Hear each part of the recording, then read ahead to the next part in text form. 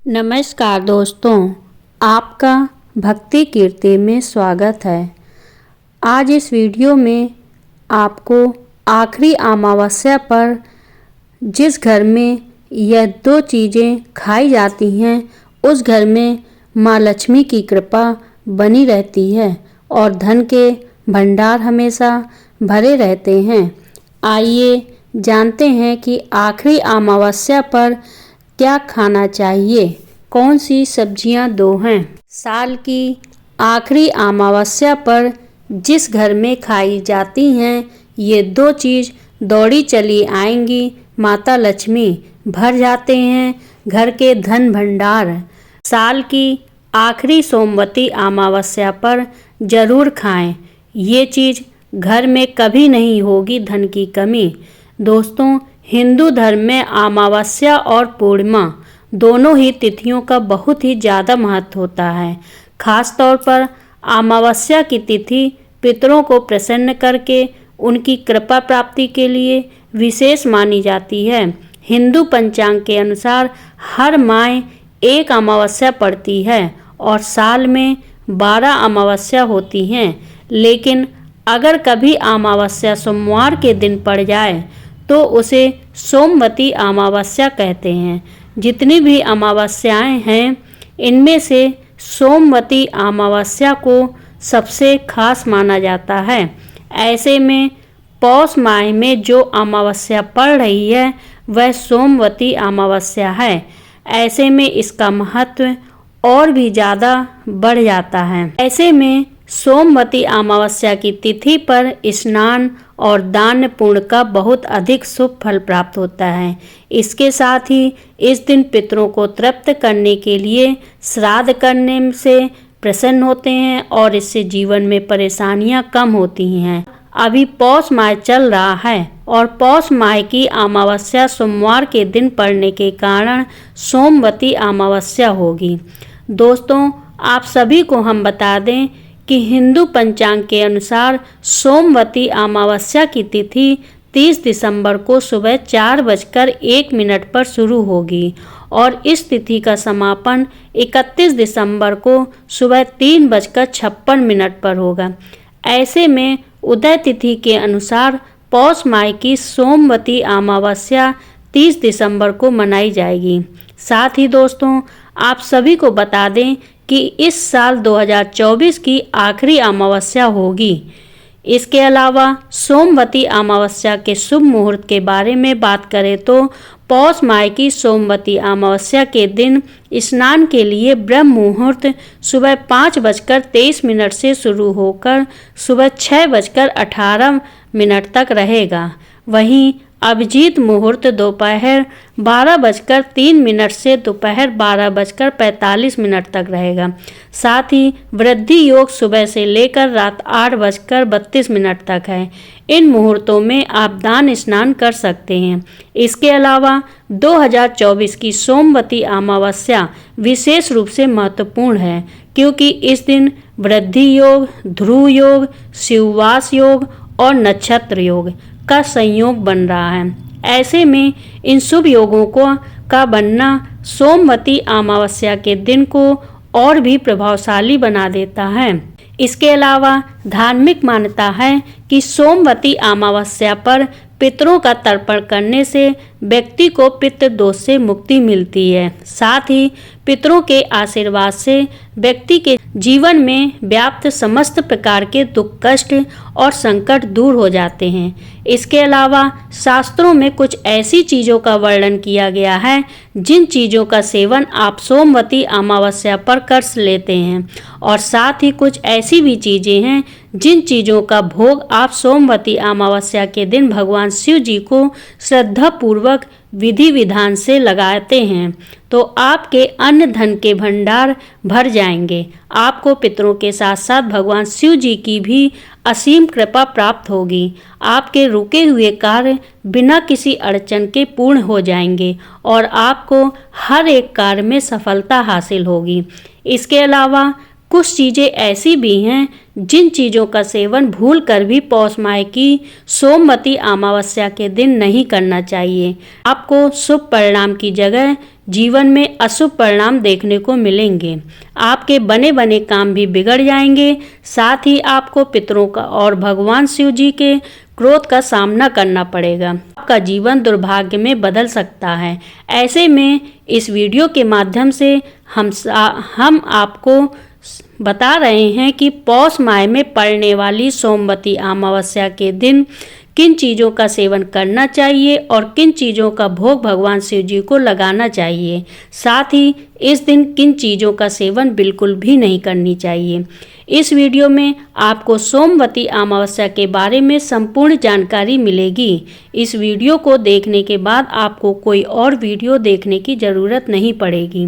लेकिन उससे पहले अगर आप भी चाहते हैं कि भगवान लक्ष्मी जी की कृपा और शिव जी की कृपा, पितरों का आशीर्वाद हम सब पर बना रहे, तो आपके परिवार पर सदैव बना रहे, तो इस वीडियो को लाइक करें, चैनल को सब्सक्राइब कर लें। कमेंट बॉक्स में सच्चे दिल से जय महादेव महालक्ष्मी जरूर लिखें। तो चलिए दोस्तों, सबसे पहले जानते हैं कि पौष मास की सोमवती अमावस्या पर किन चीज़ों का सेवन करने से और किन चीज़ों का भोग भगवान शिव को न लगाने से सुख संपत्ति और धन ऐश्वर्य की प्राप्ति होती है। अरबी की सब्जी। जी हाँ दोस्तों, अरबी की सब्जी भगवान शिव जी को अति प्रिय है और इसे अमावस्या के दिन उपवास में खाया जा सकता है। ऐसे में सोमवती अमावस्या के दिन अरबी को उबालकर, सेंक कर या फिर हल्के मसालों के साथ पकाया जा सकता है, क्योंकि यह शरीर को ऊर्जा प्रदान करती है और पाचन को सुधारने में मदद करती है। अरबी का सेवन विशेष रूप से सोमवती अमावस्या के दिन उपवास के दौरान किया जाता है, क्योंकि यह शरीर को हल्का और ताजगी प्रदान करती है। ऐसे में भगवान शिव जी को अरबी का भोग अर्पित करने से उनका आशीर्वाद आपको प्राप्त होगा और यह दिन को जिससे आपके ऊपर भगवान शिव जी की कृपा बनी रहती है, जिससे आपके जीवन में शुभ परिणाम देखने को मिलेंगे। कद्दू यानी सीताफल, कद्दू की सब्जी। दोस्तों, आप सभी को बता दें कि कद्दू भगवान शिव जी को बहुत ज़्यादा प्रिय है और यह सोमवती अमावस्या के दिन विशेष रूप से भोग में चढ़ाया जाता है। कद्दू की सब्जी या फिर उसका हलवा बनाकर इसे भगवान शिव जी को अर्पित किया जाता है। ऐसे में पौष माह की सोमवती अमावस्या के दिन कद्दू को शुद्ध घी में पकाकर या फिर उबालकर खाया जा सकता है, क्योंकि यह शरीर को ठंडक पहुंचाने के साथ साथ ताजगी भी प्रदान करता है। साथ ही कद्दू को खाने से शरीर में शुद्धता बनी रहती है और यह अमावस्या के दिन उपवास के दौरान एक अच्छा और हल्का आहार होता है। लेकिन आपको इस बात का ध्यान रखना चाहिए कि कद्दू की सब्जी में किसी भी प्रकार के मसाले का प्रयोग बिल्कुल न करें, क्योंकि यह सात्विक और शुद्ध भोजन के अनुरूप होना चाहिए। लौकी यानी घिया, लौकी की सब्जी। दोस्तों, लौकी यानी घिया पौष माह की सोमवती अमावस्या पर खाई जाने वाली एक महत्वपूर्ण सब्जी है। लौकी को हल्के मसालों के साथ सेंधा नमक डालकर तैयार किया जाता है। इसके अलावा लौकी भगवान शिव जी को विशेष प्रिय है और इसे माता पार्वती को भी अर्पित किया जा सकता है। इसके अलावा यह शरीर को ठंडक प्रदान करती है, साथ ही यह पाचन के लिए लाभकारी होती है। मखाने की खीर। जी हाँ दोस्तों, सोमवती अमावस्या के पवित्र दिन पर भगवान शिव जी को आप मखाने की खीर का भोग लगा सकते हैं। साथ ही सिर्फ व्रत में ही नहीं, कई लोग खास मौके पर भी इस खीर को बनाकर खाना पसंद करते हैं। मखाने की खीर को ढेर सारे मेवों के साथ तैयार किया जाता है। इसे बनाने के लिए चावल की बजाय भुने हुए मखानों का उपयोग किया जाता है। इसके स्वाद में इजाफा करने के लिए आप इलायची और केसर को भी शामिल कर सकते हैं। ऐसा करने से आपको भगवान शिव जी की और पितरों की असीम कृपा प्राप्त होगी, जिससे आपको हर एक कार्य में सफलता हासिल होगी। हलवा। दोस्तों, आप सोमवती अमावस्या पर भगवान शिव जी को हलवे का भोग भी लगा सकते हैं। हलवा बनाने के लिए आप चाहे तो सूजी या फिर कुट्टू के आटे का इस्तेमाल कर सकते हैं। इसके अलावा हलवा बन जाने के बाद इसके स्वाद में इजाफा करने के लिए ड्राई फ्रूट्स का इस्तेमाल किया जा सकता है। इसके अलावा सोमवती अमावस्या पर हलवे का प्रसाद भगवान शिव जी को चढ़ाने से वह बहुत प्रसन्न होते हैं और भक्तों की इच्छाएं भी पूर्ण करते हैं। घी दोस्तों, घी जो भारतीय संस्कृति में शुद्धता और पूजा के लिए महत्वपूर्ण रूप में माना जाता है। साथ ही भगवान शिव जी को घी अर्पित करना अत्यंत शुभ होता है। घी का उपयोग शिवलिंग पर अभिषेक करने के लिए किया जाता है और घी से शिवलिंग पर अभिषेक करने से पुण्य की प्राप्ति होती है और आत्मिक शांति मिलती है। इसके अतिरिक्त सोमवती अमावस्या की पूजा के दौरान घी का दीपक जलाने से वातावरण में सकारात्मक ऊर्जा का संचार होता है और घर से नकारात्मक ऊर्जा का दुष्प्रभाव दूर हो जाता है। इसके अलावा घी का दीपक भगवान शिव जी की आराधना में अहम भूमिका निभाता है। साथ ही भगवान शिव जी की पूजा में घी का सही प्रकार से उपयोग करना भक्त की भक्ति और श्रद्धा को दर्शाता है। धतूरा दोस्तों, आप सभी लोग जानते होंगे कि धतूरा बाबा भोलेनाथ को कितना ज़्यादा प्रिय है और इसे उनकी पूजा में अर्पित करने से उनका आशीर्वाद मिलता है। ऐसे में धतूरा का फूल और फल दोनों ही भगवान शिव जी की पूजा के लिए महत्वपूर्ण है। साथ ही शिवलिंग पर धतूरा अर्पित करने से व्यक्ति के सभी पापों का नाश होता है और जीवन में सुख समृद्धि आती है। लेकिन आपको इस बात का विशेष रूप से ध्यान रखना चाहिए कि सोमवती अमावस्या की पूजा के समय यह सुनिश्चित करें कि धतूरा ताजे और शुद्ध रूप में हो। भूलकर भी भगवान शिव जी को अशुद्ध धतूरा न चढ़ाएं, नहीं तो आपको जीवन में शुभ परिणाम की जगह गंभीर परिणाम देखने को मिलेंगे और साथ ही आपको भगवान शिव जी के साथ साथ पितरों के क्रोध का भी सामना करना पड़ेगा, जिससे आपका जीवन दुर्भाग्य में बदल सकता है और आपको जीवन भर कठिन समस्याओं का सामना भी करना पड़ सकता है। बेलपत्र दोस्तों, बेलपत्र को भगवान शिव जी की पूजा में विशेष रूप से चढ़ाया जाता है, क्योंकि बेलपत्र को भगवान शिव जी का प्रिय माना जाता है, क्योंकि इसके 3 पत्ते होते हैं जो त्रिदेव यानी ब्रह्मा, विष्णु और महेश का प्रतीक होते हैं। साथ ही यह भगवान शिव के त्रिनेत्र से संबंधित हैं। ऐसे में पौष माह की सोमवती अमावस्या पर पूजा के समय शिवलिंग पर बेलपत्र चढ़ाने से विशेष पुण्य की प्राप्ति होती है और भक्त का जीवन सुखमय हो जाता है। ऐसे में आपको बेलपत्र के 3 पत्रों को एक साथ जोड़कर शिवलिंग पर अर्पित करें और ध्यान रखें कि इसे हमेशा शुद्ध और ताजे रूप में उपयोग करें, क्योंकि बेलपत्र भगवान शिव के दर्शन को पवित्र बनाता है और भक्त के जीवन से सभी प्रकार के कष्टों को दूर करता है, जिससे भक्त को जीवन में कभी भी किसी भी प्रकार की समस्या का सामना नहीं करना पड़ता है। भांग दोस्तों, भांग भगवान शिव जी का एक प्रिय प्रसाद है।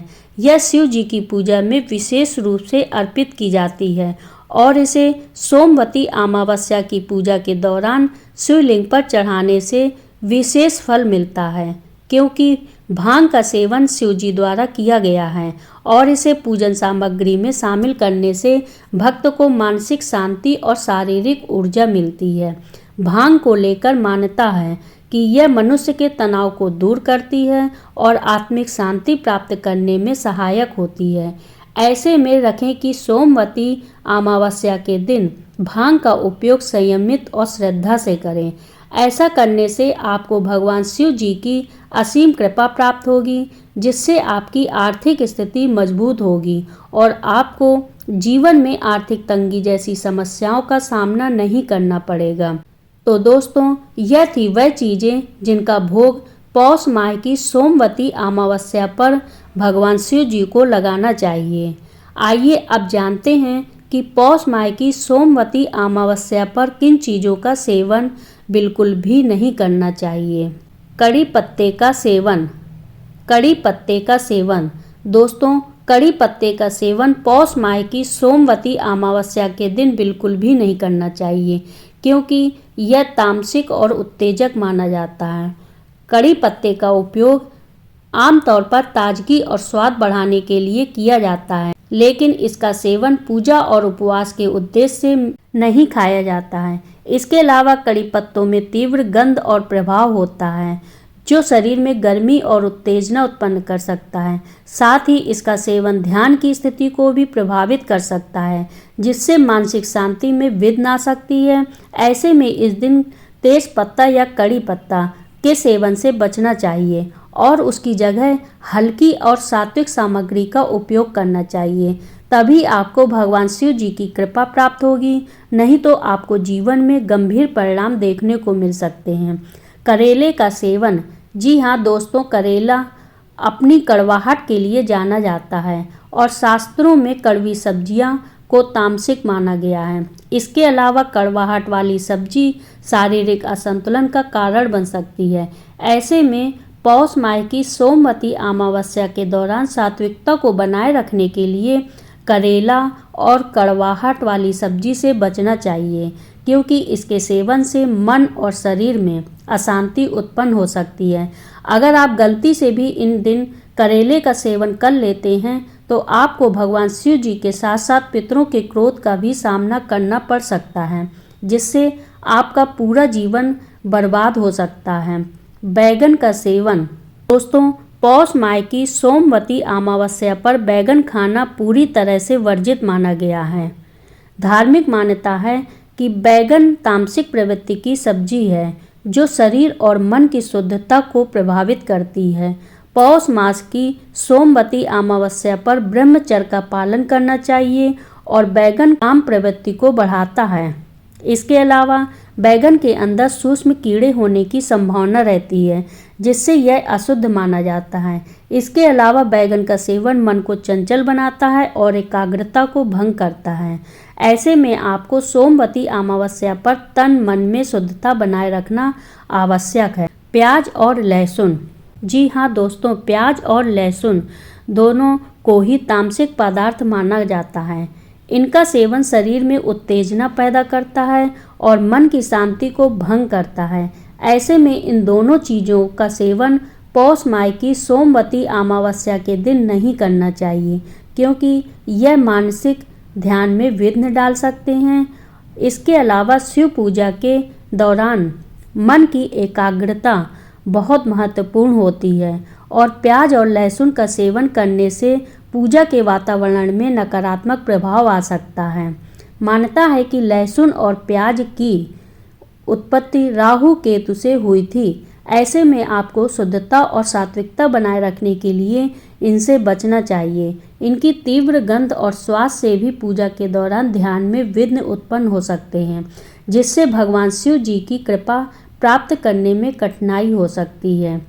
पौष माह की सोमवती अमावस्या पर भूल कर भी नहीं करनी चाहिए। तो वीडियो को लाइक करें, अपने दोस्तों में शेयर करें और सब्सक्राइब करें।